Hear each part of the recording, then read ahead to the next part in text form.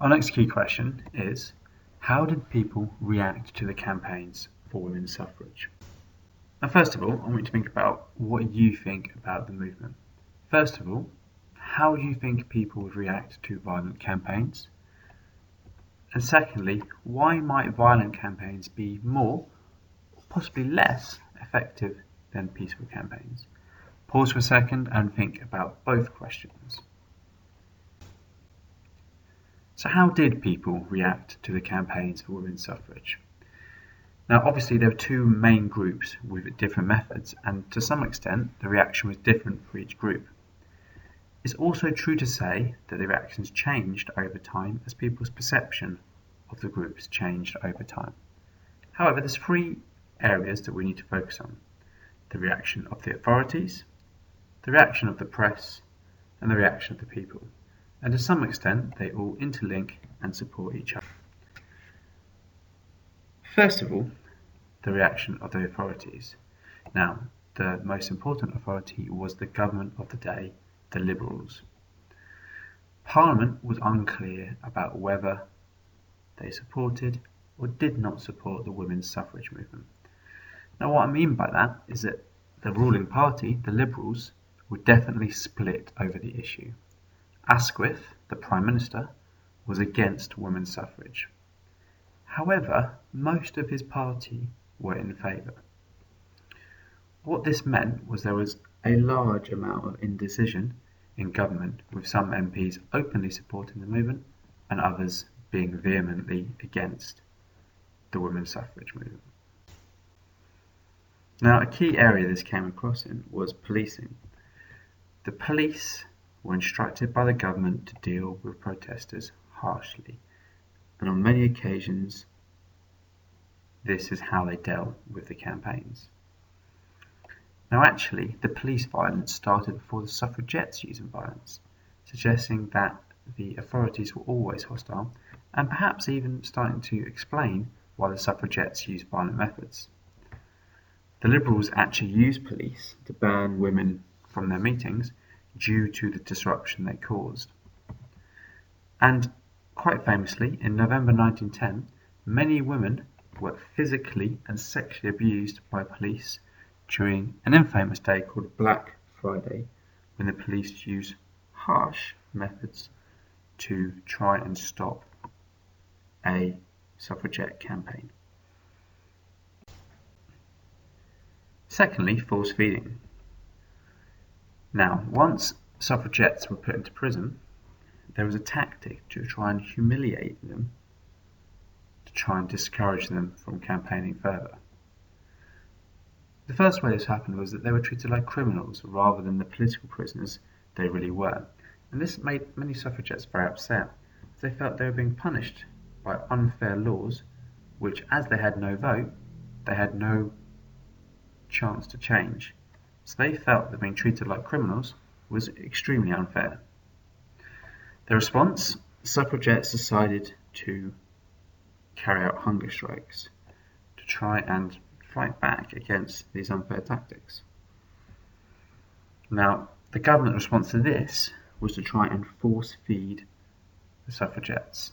I'm sure you can imagine that this was a very unpleasant experience, with a catheter having to be forced down the lady's throat and liquidized food poured down it. A violent and quite physical way of stopping the hunger strikes. Now, this actually backfired. It was very unpopular with the public, and suffragettes used it as a propaganda tool to show how unfairly they were being treated.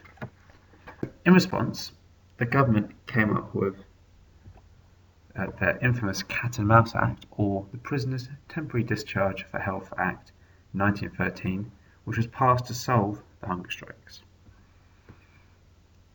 How this worked was that prisoners would be released to recover from their hunger strike, and then when they were confident that they were healthy again, they would be rearrested. This was still very unpopular, as many felt that the suffragettes were being punished several times for their supposed crimes.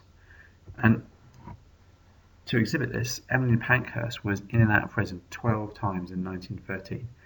And you can imagine that this had a long-term impact on her health and her ability to campaign. Now, the reaction of the press was very important for the impact on both the government and onto the people. Some newspapers were completely against women having the vote, e.g. The Times gave very negative portrayal of the women's suffrage campaigns.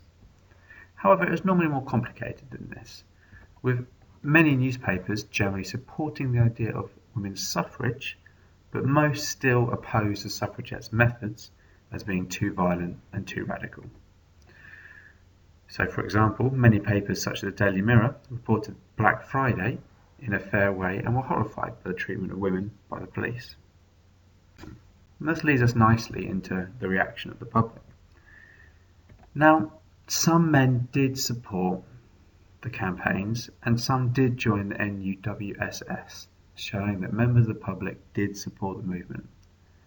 However, in general, men seemed very opposed to the suffragettes, both in their campaign and the ways they tried to get things done. There were a great deal of newspaper interviews and popular songs that were very, very anti-suffragette. A popular song of the time was "Put Me Upon an Island Where the Girls Are Few," "Put Me Amongst the Ferocious Lions in the Zoo," "Put Me in a Prison and I'll Never Fret, but for pity's sakes, don't put me near a suffering jet," showing how anti-suffragette people were at the time.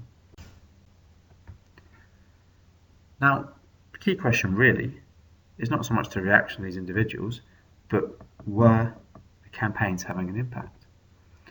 Now, you can probably see the suffragettes were able to get a lot of support for the movement, but fundamentally could not get MPs to change the law. The suffragettes, on the other hand, got a lot of headlines, but alienated many moderate voters. So, to many, it looked like they were still a long way from getting the vote.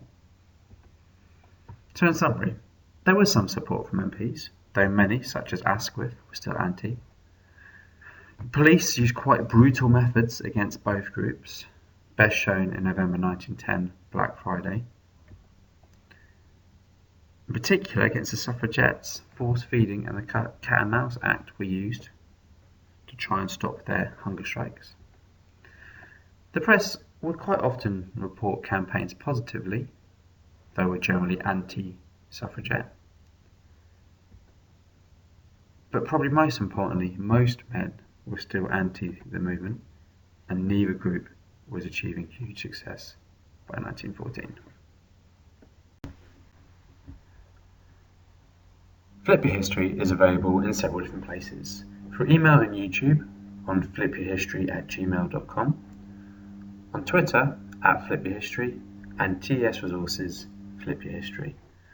Feel free to contact me for further information, advice or guidance. Thank you.